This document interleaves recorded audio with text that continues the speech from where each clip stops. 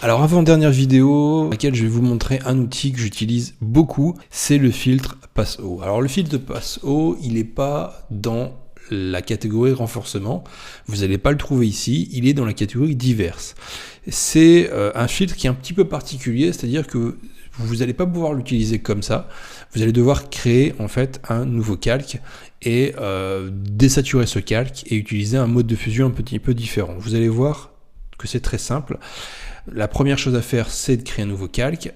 La deuxième chose, c'est toujours pareil, d'appliquer à une image. Vous pouvez utiliser aussi le raccourci clavier pour aller plus vite. La troisième chose, c'est qu'on va désaturer ce calque en allant dans Réglages, juste ici. Alors pourquoi désaturer? Tout simplement pour éviter les problèmes de renforcement sur les couleurs. Vous allez voir pourquoi je désature. C'est pas parce que vous désaturez que vous allez avoir une image en noir et blanc, c'est juste que pour renforcer pour utiliser ce filtre là, vous allez avoir besoin de travailler en noir et blanc. Ensuite on va travailler sur un mode de fusion lumière tamisée, vous allez comprendre très vite pourquoi, et ensuite on va convertir en objet dynamique. Et dernière chose, vous allez aller dans filtre, diverses et passe-haut.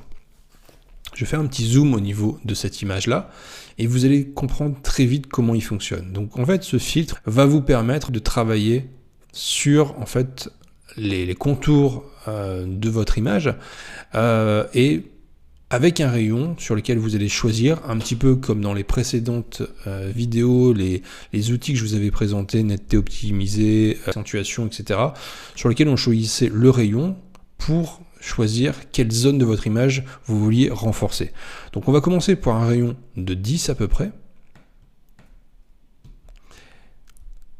Et ensuite, vous allez voir la différence. Ici, j'ai choisi lumière tamisée. Lumière tamisée, il faut savoir que c'est le plus faible mode que vous pouvez utiliser quand vous allez renforcer votre image. Ensuite, vous avez le mode incrustation qui est un petit peu plus fort. Ensuite, vous avez le mode lumière vive qui est encore plus fort. Pareil, lumière linéaire qui est le maximum. On va choisir lumière tamisée. On va créer un nouveau calque, un masque. On va le passer en noir et on va peindre en blanc dessus.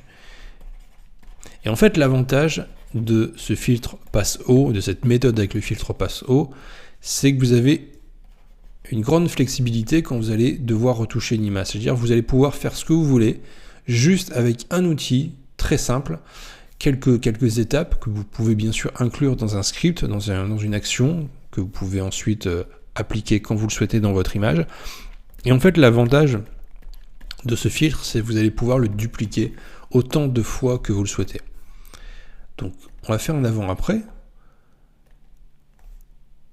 Donc, bien sûr, vous pouvez augmenter le rayon pour soit retoucher, accentuer les détails, soit accentuer les très gros détails de votre image. Donc, moi, je vais rester sur à peu près du 10 pour rester assez doux.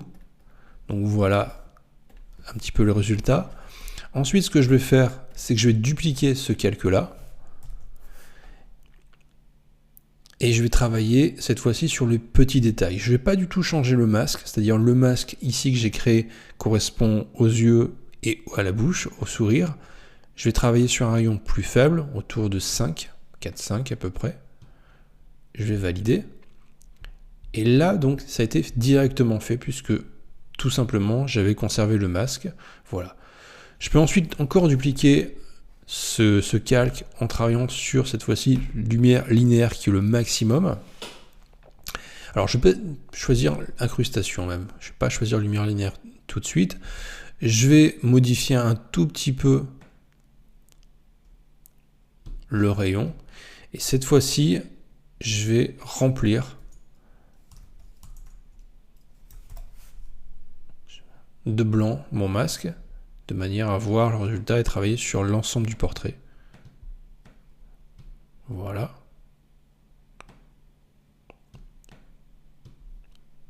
Super. Et ensuite, je vais peindre en blanc sur les parties de l'image que j'ai envie de renforcer. Donc un petit peu les cheveux, légèrement la peau, autour des yeux, autour des sourcils. Voilà.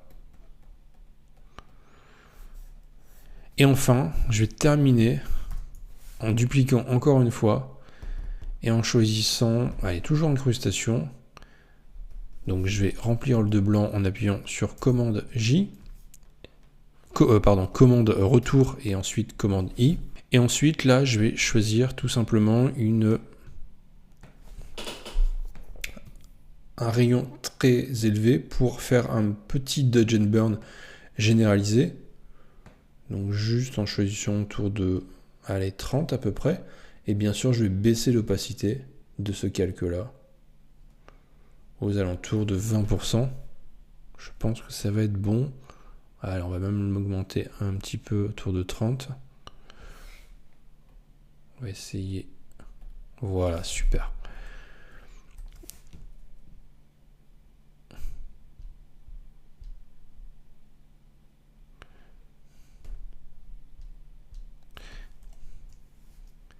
Et donc je vais tout grouper dans un groupe en appuyant sur la touche commande G ou CTRL G. Et là vous voyez directement le résultat avant, après, en quelques étapes. Vous voyez l'avantage de ce filtre, c'est qu'il absolument pas, il m'a pas du tout inclus de problème au niveau de la retouche, des problèmes de bruit, etc. Ce que je vais faire, c'est que je vais recréer un masque sur ce groupe et je vais peindre en noir juste sur la peau, sur certaines zones peut-être que j'ai pas envie de renforcer, au niveau du nez notamment et au niveau au-dessus du sourcil. Voilà.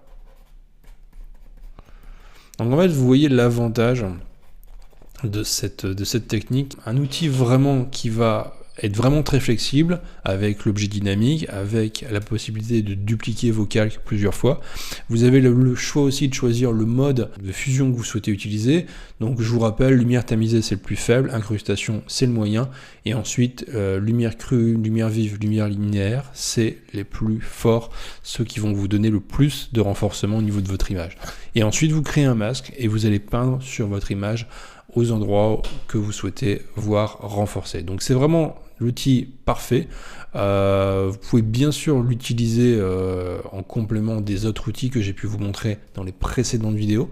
Mais moi c'est un outil que j'utilise beaucoup parce que j'ai utilisé un script sur lequel tout simplement toutes les calques, la création d'un calque, la désaturation, je l'ai automatisé. Donc en fait je gagne du temps et ça va vraiment très vite. Je vous conseille, je vous recommande, si vous aimez bien cette méthode-là, n'hésitez pas à créer un script, une action dans Photoshop en allant tout simplement dans Action, en cliquant sur ici, sur création d'une nouvelle action. Vous enregistrez les différentes manipulations que vous avez réalisées et ça va aller plus vite la prochaine fois. Encore une fois, c'est pas obligatoire, vous pouvez utiliser le filtre accentuation qui est assez efficace également, qui est assez bon. Vous pouvez également utiliser le filtre NetD optimisé qui est plutôt pas mal aussi. Voilà. Mais cette technique, elle est vraiment intéressante parce que vous êtes sûr de travailler sur les endroits les plus importants de votre image. C'est vous qui choisissez à quel endroit vous voulez travailler et pour ça, c'est vraiment très très utile. Je vais vous montrer une dernière technique de renforcement dans la prochaine vidéo pour renforcer vos images. À tout de suite.